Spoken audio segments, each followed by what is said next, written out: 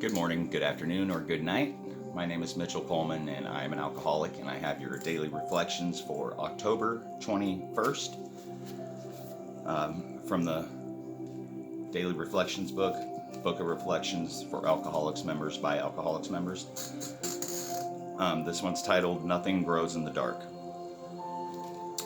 We will want the good that is in us all, even in the worst of us, to flower and grow. And that comes from As Bill Sees It, page 10. And it continues. With the self-discipline and insight gained from practicing step 10, I begin to know the gratifications of sobriety, not as mere abstinence from alcohol, but as a recovery in every department of my life. I renew hope, regenerate faith, and regain the dignity of self-respect. I discover the word "and" in the phrase, and when we were wrong, promptly admitted it. Reassured that I am no longer always wrong, I learn to accept myself as I am, with a new sense of the miracles of sobriety and serenity. Really like this one. This whole month's good. I mean, they're all good, but this step 10 stuff is really important. Continuing to take that personal inventory of ourselves, and when we were wrong, promptly admitting it. So I wrote down a few things of what I get from it. First, it takes away some of those bad choices and decisions to really learn and show us who we really are. And that's going off the very beginning of it. That's what I get from the "we will want the good that is in us all, even in the worst of us, to flower and grow." So sometimes it takes those bad choices and decisions for us to see that we've hurt someone, and gives us that chance to work on it. And that's why it's important to write down all these things and see exactly on paper, talk to someone else about it, and see where we were wrong, what we did, how we could have done it different, and how we can improve, more importantly. Also, I have hurt those I love, and it seemed that those were the moments I really learned and made a decision to change myself to prevent those negative choices to happen again. Unfortunately, it's part of the process, and I think that's also why they say relapse is part of recovery, because sometimes it takes that for you to realize how bad it is for you. And sometimes we don't realize we're acting the way we are because we've been doing it for so long, until we actually look how we've hurt someone and how we've acted. We won't recognize it. So sometimes it takes those painful moments for us to get that knowledge to change. There are times when I feel like I've been done wrong. I can't react in a negative way like lashing out or playing victim. I have to accept the circumstance as it is, see what I can learn from it, and move on. Because, if someone's doing you wrong, which will happen still, we're not always the wrong one, but it's how we react to it, which is important. Because being mad and holding on to that resentment, is that really going to fix anything? Is it going to solve anything? It's just going to make it worse for yourself and the other person sometimes if we don't correct it.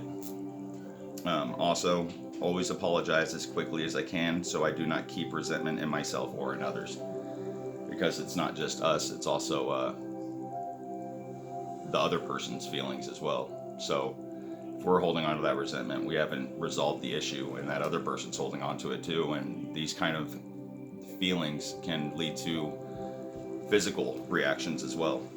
And finally, I got it. Replaces the anger with acceptance and love for yourself, knowing you did the right thing. Even if the other person doesn't get it, you do, and you did. So that's where we can't control how the other person reacts to it, to our apology. But it is important to do it as quickly as we can, because the quicker we do it, the quicker that resentment's out of us, and that anger, and that those negative feelings. So it works both ways for us. But again, it's kind of like a selfish program. You mean well when you're apologizing. You know that you've learned your lesson, but that doesn't necessarily mean the other person's gonna forgive you that quickly or at all sometimes. But you've done your part and you're growing, and that's all you can do. You have to be focusing on yourself, because you can't do much for anyone else if you're not working on yourself and trying to fix these. I got something on resentment from As Bill Sees It, page 39, dealing with resentments. Resentment is the number one offender. It destroys more alcoholics than anything else. From it stems all forms of spiritual disease, for we have been not only mentally and physically ill, we have also been spiritually ill. When our spiritual malady is overcome, we straighten out mentally and physically. In dealing with our resentments, we set them on paper. We listed people, institutions, or principles with whom we were angry. We asked ourselves why we were angry. In most cases, it was found that our self-esteem, our pocketbooks, our ambitions, our personal relationships, including sex, were hurt or threatened.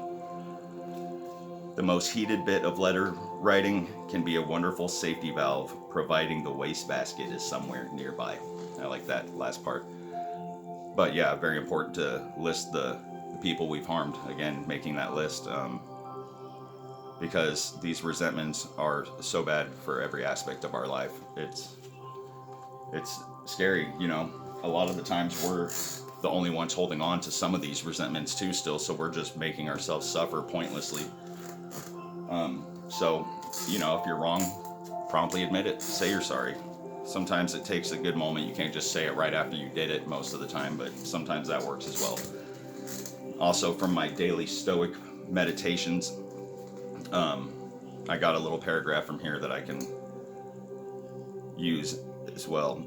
Instead of wasting even a second considering the opinions of future people, people who are not even born yet, focus every bit of yourself on being the best person you can be in the present moment. On doing the right thing right now. The distant future is irrelevant. Be good and noble and impressive now while it still matters. And that's so important, because if we continue to learn that way and be that good, virtuous person, then we won't have to deal with these inventories. Not saying it won't ever happen again and we're not going to make mistakes, but if we just focus solely on being that good person and listen to that good consciousness inside of our mind, we know the right decisions to make. We know what will hurt people, because again, we have to look, would we want someone doing this to us? And that's pretty much it, you know. That's all I got for today. I love you guys. Hope you have a wonderful day. Thanks again for listening, and I'll pass.